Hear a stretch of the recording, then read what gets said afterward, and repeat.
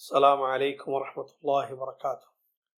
الحمد للہ رب العالمین والصلاة والسلام علی رسوله الامین، اما بعد، اعوذ باللہ من الشیطان الرجیم، بسم اللہ الرحمن الرحیم، یا ایہا الذین آمنوا اتقوا اللہ حق تقاتہ ولا تموتن الا وانتم مسلمون۔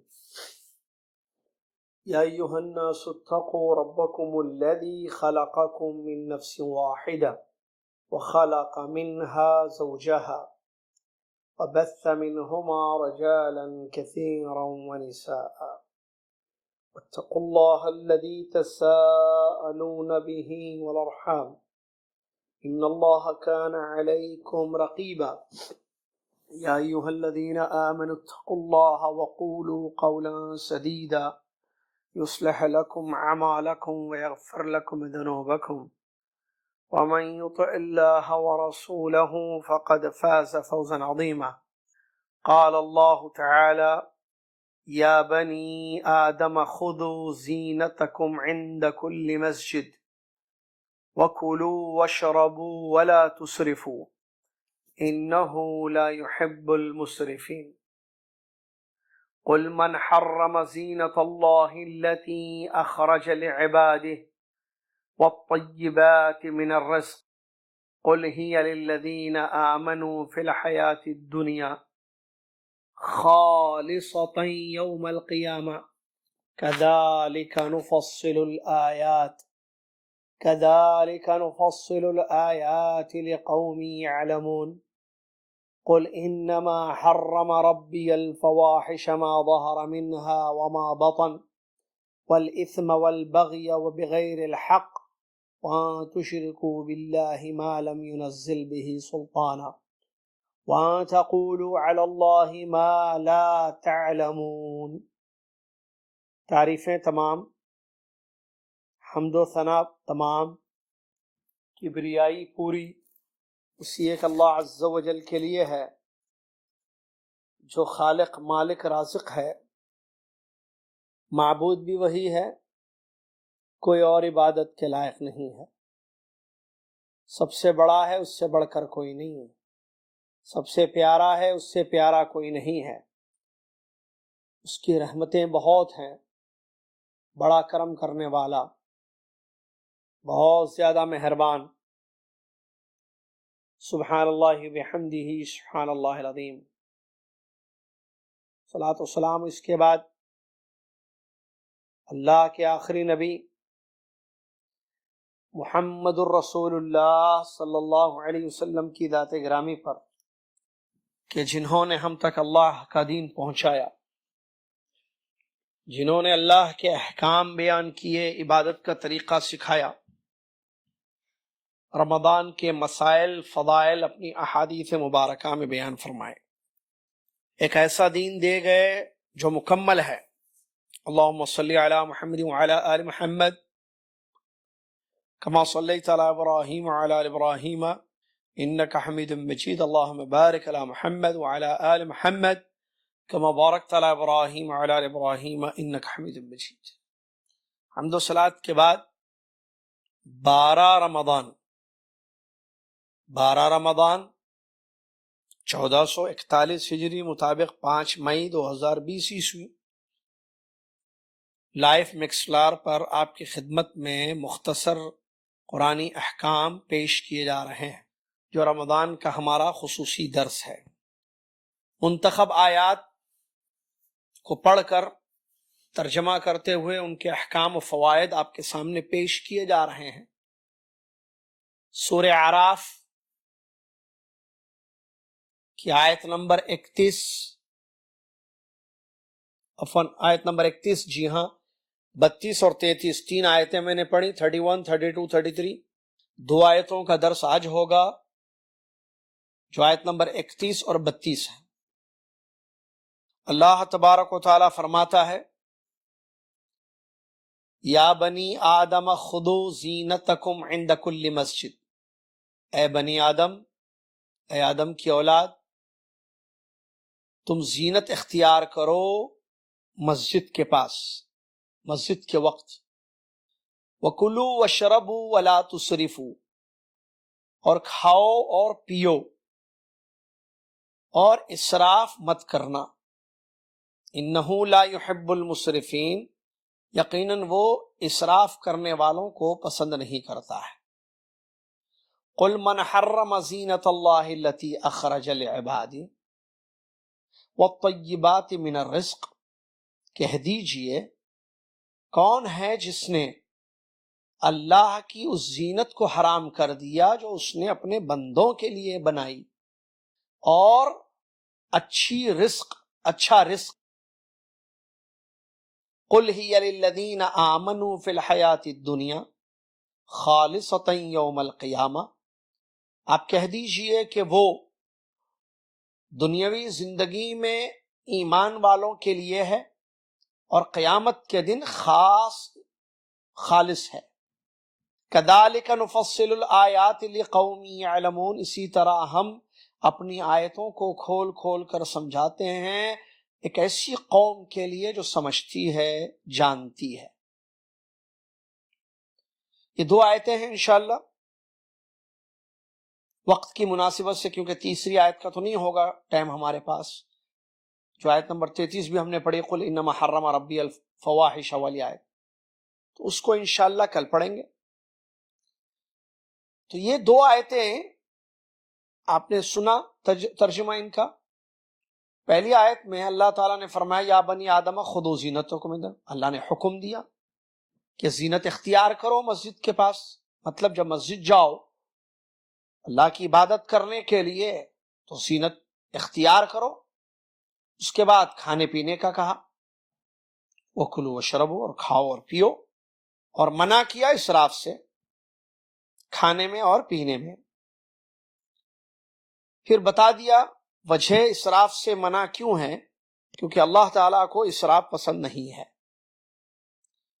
پھر دوسری آیت میں بتایا گیا کہ بھئی جس زینت کو اللہ نے اپنے بندوں کے لیے حلال کر دیا اس کو کس نے حرام کر دیا، اور جس رزق کو کھانے پینے کی جو حلال چیزیں ہیں، پاکیزہ اور حلال اشیاء، کون اس کو حرام کرے گا، کس نے اس کو حرام کر دیا. پھر بتایا گیا کہ یہ یعنی زینت دنیا کی زیب و زینت اور پاک حلال رزق، یہ خاص قیامت کے دن اہل ایمان کے لیے ہے، اور دنیا میں بھی اہل ایمان کے لیے ہے. دنیاوی زندگی میں بھی یہ چیزیں، یہ نعمتیں ایمان والوں کے لیے ہے، اور قیامت کے دن تو خاص ہے. دنیا میں ان کے ساتھ کفار بھی شریک ہیں اس میں، ان نعمتوں کو پانے میں، ان نعمتوں سے فائدہ اٹھانے میں، لیکن خالصۃ یوم القیامہ جہاں قیامت کا دن کا معاملہ ہوگا تو یہ ساری چیزیں، یہ اچھی اللہ کی جو زینت ہے، زیب و زینت یا اچھا رزق، یہ صرف اہل ایمان کے لیے ہوگا. تو اس طرح اللہ تعالیٰ اپنی نشانیوں کو اس قوم کے لیے سمجھاتا ہے، بتاتا ہے جو قوم ایمان رکھتی ہے، جو قوم سمجھتی ہے. اس آیت کا سبب، ان آیتوں کا سبب نزول ہے کہ یہ جو زینت اختیار کرنے کا حکم دیا، اس کا سبب نزول، اور پھر آیت کا کیوں آیت یہ پیش کی گئی ہے یہاں پر، کیوں ایسے بتایا گیا ہے، اور زینت کا کیا مفہوم ہے، پھر کلوا واشربوا ولا تسرفوا میں کیا احکام ہے، انشاءاللہ پڑھیں گے. اس آیت کا یا ان آیتوں کا شان نزول یہ ہے کہ زمانے جاہلیت میں مشرکین مکہ بیت اللہ کا ننگا طواف کرتے تھے، مرد بھی عورتیں بھی. مرد دن میں طواف کرتے تھے، عورتیں رات میں طواف کرتی تھی، اور عورتیں بھی ننگی طواف کرتی تھی، بس ایک ٹکڑا کپڑے کا اپنی شرمگاہ پر رکھ لیتی تھی، اور یہ شعر پڑھتی تھی مشرکات، الیوم یبدو بعضہ او کلہ، آج کچھ حصہ ظاہر ہو رہا ہے یا پورا ظاہر ہو رہا ہے، وما بدا منہ فلا احلہ، اور جو حصہ ظاہر ہو رہا ہے میں اس کو بھی حلال نہیں کرتی. اور اسی طریقے سے موسم حج میں مرغن غذائیں کھانے کو وہ حرام سمجھتے تھے کہ نہیں، حج میں یہ اچھے کھانے نہیں کھانا چاہیے، یہ اللہ کی عبادت کرنے ہم آئے ہیں، یہ مشرکین مکہ ایسا سمجھتے تھے، ایسا کرتے تھے، تو اللہ عز و جل نے یہ آیتیں نازل فرمائی۔ کیا معلوم ہوا؟ دو چیزیں رہی ہیں ان آیتوں کے نزول کے پیچھے، ریزن، سبب یعنی ریزن، کیوں آئی یہ آیت؟ کیونکہ وہ لوگ نمبر ایک ننگا طواف کرتے تھے، نمبر دو حلال چیزوں کو اپنے اوپر حج میں حرام کر لیتے تھے، کھانے پینے کی مرغن چیزوں کو۔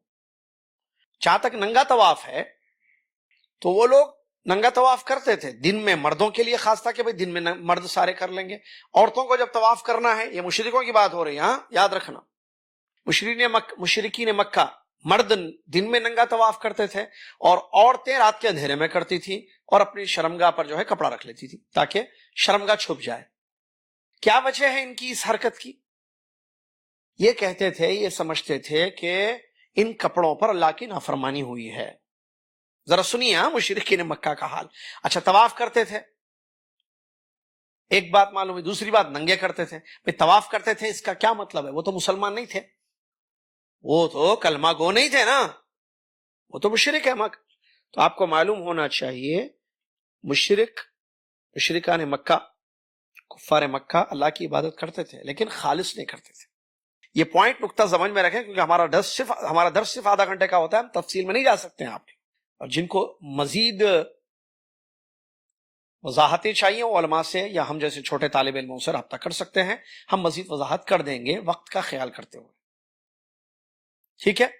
تو وہ لوگ اللہ کی عبادت کرتے تھے لیکن ساری عبادتیں خالص اللہ کے لیے نہیں کرتے تھے، عبادتوں میں ملاوٹیں تھی، ذبح کرتے، ہم نے پڑھا اس سے پہلے، ایک حصہ اللہ کے لیے، ایک حصہ اپنے معبودان باطل کے لیے، نماز روزہ رکھتے تھے، یہ روزے بھی تھے، عبادتیں کرتے تھے، مشکل وقت میں اللہ کو پکارتے تھے، مشکل ٹل جاتی شرک کرتے تھے، اور حج کرتے تھے، لبیک پڑھتے تھے، لبیک میں بھی شرک تھا، لبیک اللہم لبیک لبیک لا شریک لک الا شریک تملک وما ملک، اللہ ہم حج کرنے آئے ہیں، تیرا کوئی شریک نہیں ہے حقیقت میں سوائے ان کے جن کو تو نے شریک بنا لیا ہے اور ان کو تو نے پاور بھی دیا ہے، اختیارات بھی دیا ہے۔ حج کرتے تھے وہ لوگ، عمرہ طواف کرتے تھے، لیکن اللہ کی عبادت میں شریک بھی کرتے تھے، اور لا الہ الا اللہ وہ لوگ نہیں پڑھتے تھے۔ کیوں لا الہ الا اللہ پڑھنے کا مطلب یہ ہے، ان کو معلوم تھا، کیونکہ عرب کی بات ہو رہی ہے یہ مشرکوں کی، اور وہ سارے مکہ کے عرب تھے، ان کو معلوم تھا کہ اس کلمے کا مطلب یہ ہے کہ پھر ساری عبادتیں خالص ایک اللہ کے لیے کرنی ہوں گی، اب کسی قسم کی عبادت کو ولو واحد، ایک عبادت کو بھی غیر اللہ کے لیے نہیں کر سکتے۔ انہوں نے کہا بھئی یہ نہیں پڑھ سکتے، ہمارے باپ دادا تو کرتے تھے، ہم ویسے انہی کے طریقے پہ چلیں گے۔ یہ الغرض یہ ہے، تو ذہن میں رکھنا چاہیے یہ کہ وہ لوگ عبادت کرتے تھے اللہ کی۔ ابھی جیسے طواف، ننگے طواف کیوں کرتے تھے؟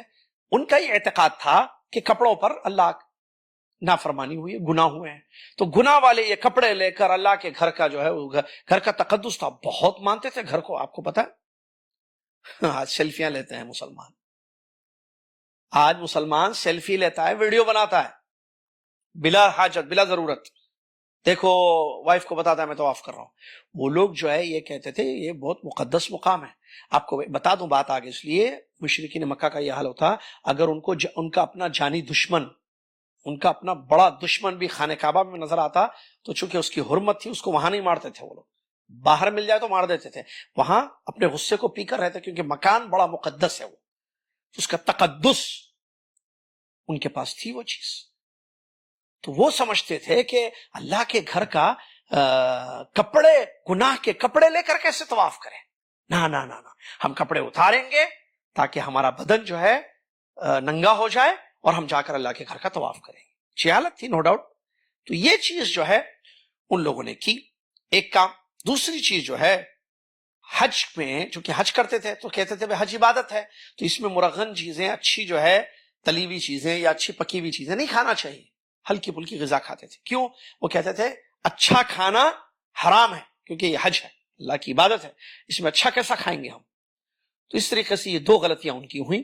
اس سلسلے میں یہ آیت اتری، اور آیت کا مقصد یہ ہے، غرض یہ ہے ان پر رد کرنا جو اس قسم کے حرکت کرتے تھے۔ دو حرکتیں، نمبر ایک ننگا طواف کرنا، تو رد کرنا کہ نہیں ننگا طواف نہیں کیا جائے گا اللہ کے گھر کا، غلط ہے یہ، کپڑے پہن کر طواف ستر پوشی کے ساتھ ہوگا، عیب کو چھپا کر آپ ستر پوشی کریں گے، پھر اللہ کے گھر کا طواف کریں گے، یہ بتانا مقصد تھا۔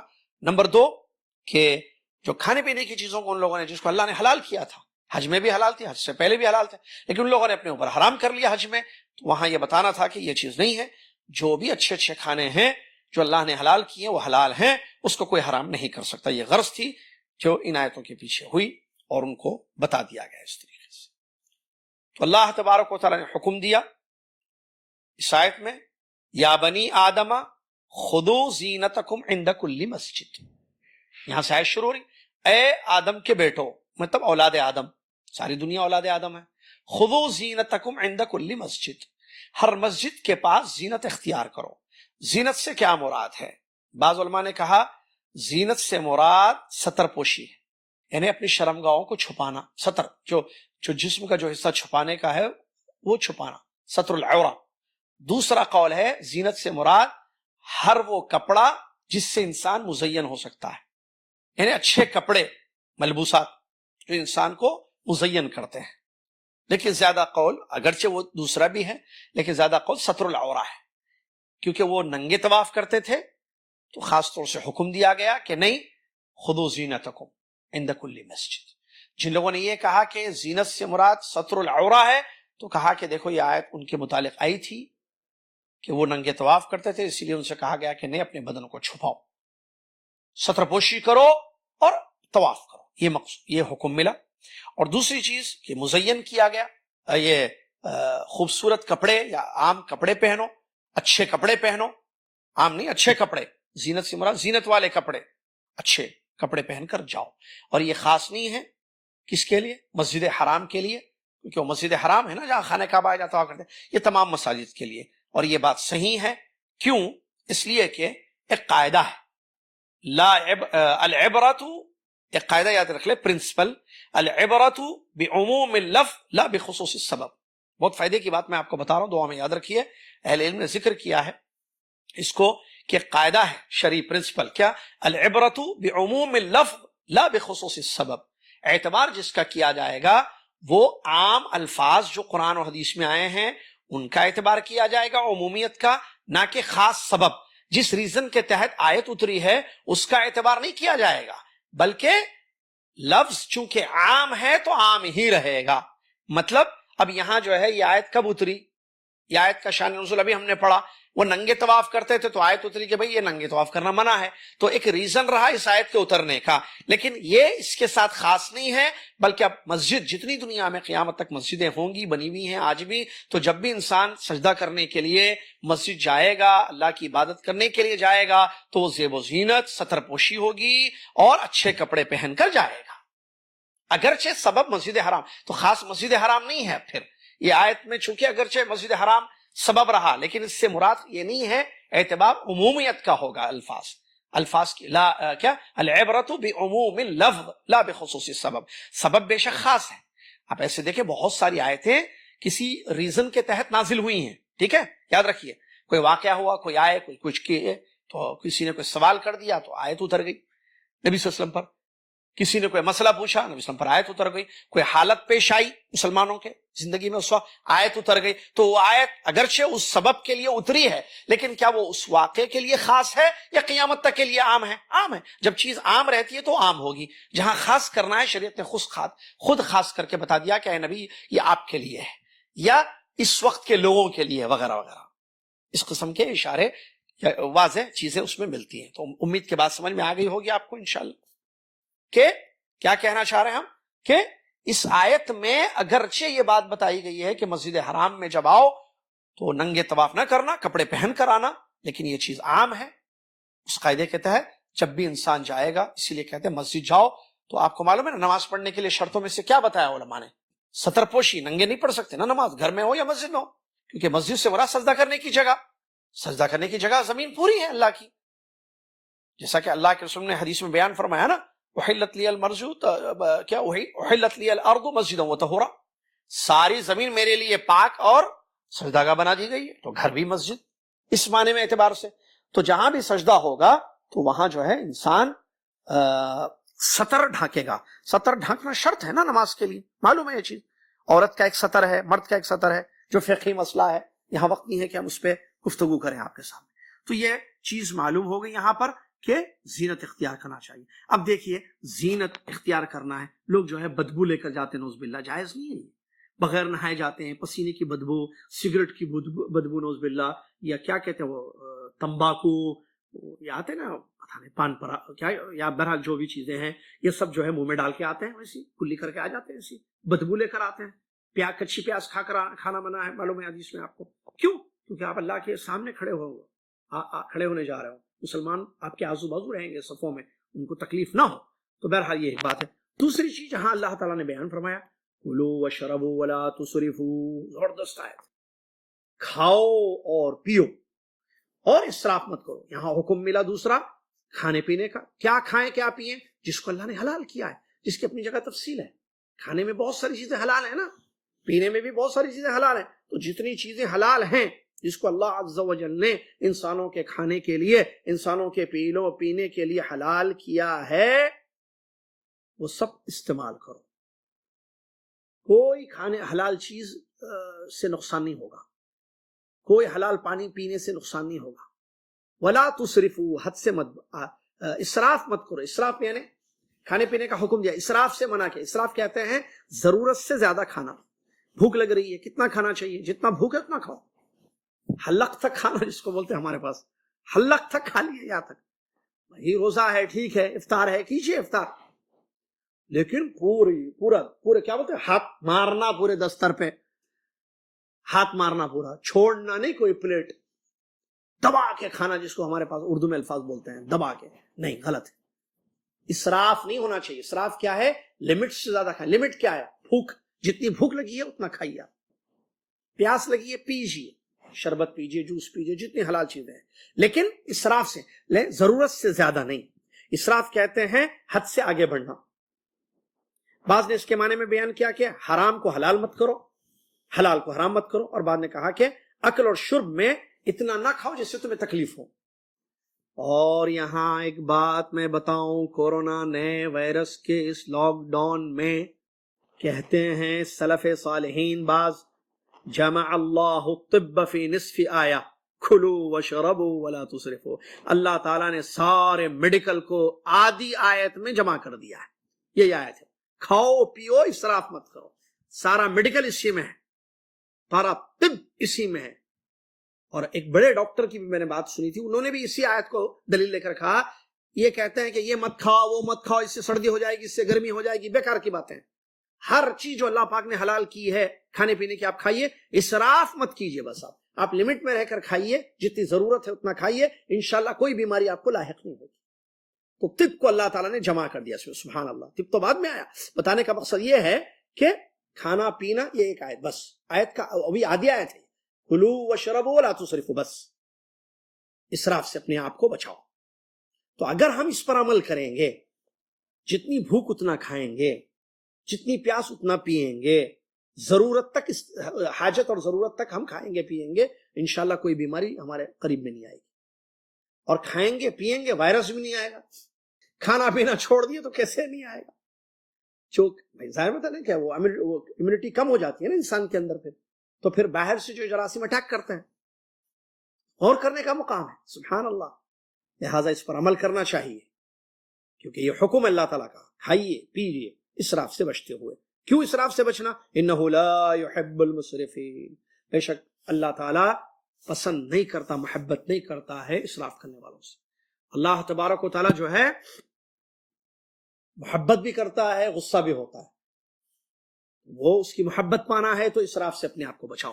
عام طور پر رمضان میں بہت اسراف ہوتا ہے، لوگوں کے پاس لاک ڈاؤن کی وجہ سے کھانے کے لیے کچھ بھی نہیں ہے، ہمارے پاس ایکسٹرا ہے، کوئی کمی نہیں ہونا۔ وہ محبت میں حد سے آگے بڑھ جاتے ہیں نا، بچوں کو کوئی کمی نہیں ہونا، بھائی ٹھیک ہے کمی نہیں ہونا، لیکن لمٹ بھی تو ہے کوئی چیز۔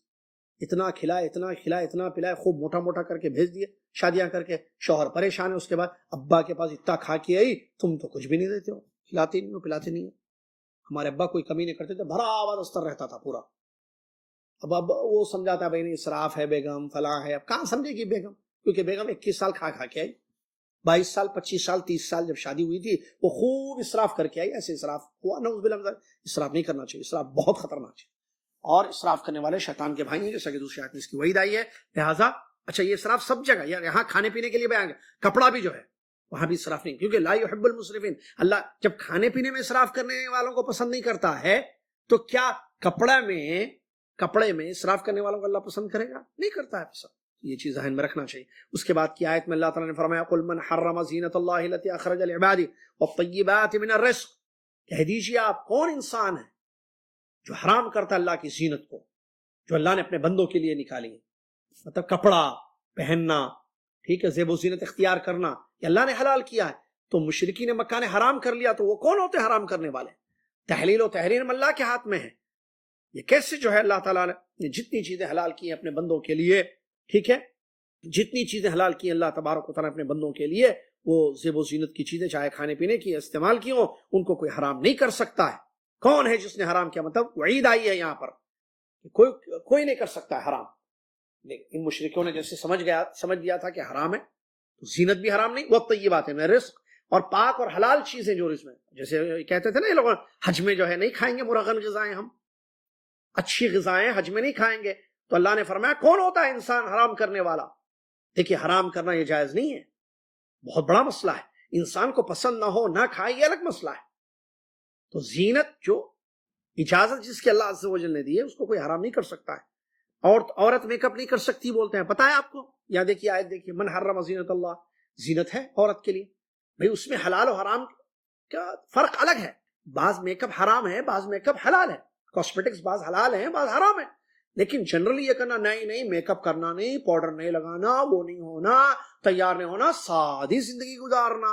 بعض لوگ سمجھتے نہیں ہیں دین کو اور وہ الٹا جو ہے ایسی کرتے ہیں. زینت ہے لیکن انہوں نے اپنے اوپر حرام کر لیا نعوذ باللہ. کبھی تیار نہیں ہوگی بیگم، کبھی جو ہے بچیوں کو جو ہے آپ تربیت میں ایسا کرتے نہیں، ہم سادہ بالکل سادہ. بھئی سادگی کا کیا مطلب ہے؟ حلال کردہ چیزوں کو استعمال کرنا سادگی کے خلاف ہے. جو میک اپ، جو کاسمیٹکس، اللہ نے دیکھیں ہر چیز، ایک میں نے اس سے پہلے بتایا تھا شاید قاعدہ الاصل فی الاشیاء الاباحہ، چیزوں کی اصل کیا ہے؟ اباحت ہے جب تک کہ دلیل نہ آئے. لہٰذا آپ کون ہوتے ہیں جو بیٹی کو یا بیوی کو روکنے والے؟ مت روکیے، ان کو بتائیے کہ بھئی یہ حلال ہے یہ حرام ہے. سادگی کا یہ مطلب نہیں ہے، سادگی ورڈ بالکل صحیح ہے لیکن what do you mean by سادگی؟ that's important. اس سادگی سے کیا لے رہے ہیں آپ مراد؟ کیا آپ کی تھنکنگ ہے سادگی کے بارے میں؟ سادگی کہیں یہ تو نہیں سمجھ رہے کہ آپ بالکل جو ہے منہ نہیں دھونا سادگی ہے، پاؤڈر نہیں لگانا سادگی ہے؟ یہ کیسا پاؤڈر لگانے کے بعد سادگی نہیں؟ سادگی دل سے ہوتی ہے. سادگی کا تعلق دل سے ہے نہ کہ ظاہر سے ہے. تو بہرحال سمجھنے کی چیز ہے، انسان سمجھے اللہ تبارک و تعالیٰ نے جس کو حلال کیا ہے اس کو ہم کسی، آپ دیکھیں حلال چیزیں ہیں، آپ کو حکم نہیں دیا گیا ہے کہ اس پر عمل کیجیے. آپ حلال کھانے پینے کی چیزیں ہیں، آپ کو پسند نہیں ہے، اٹس ڈیفرنٹ، لیکن آپ اس کو حرام سمجھتے اپنے لیے جیسا کہ مشرکین مکہ نے کیا. یہ بہت خطرناک بات ہے، اس کی وعید آئی ہے. ٹھیک ہے، قل ہی للذین آمنوا فی الحیات الدنیا. اس کے بعد اللہ نے فرمایا یہ جتنی چیزیں زیب و زینت کی اللہ نے حلال کی ہیں یا کھانے پینے کی چیزیں جو اللہ نے حلال کی ہیں، یہ اصل کس کے لیے حلال کی ہیں؟ ایمان والوں کے لیے. بھائی دنیاوی زندگی میں ایمان والوں کے لیے.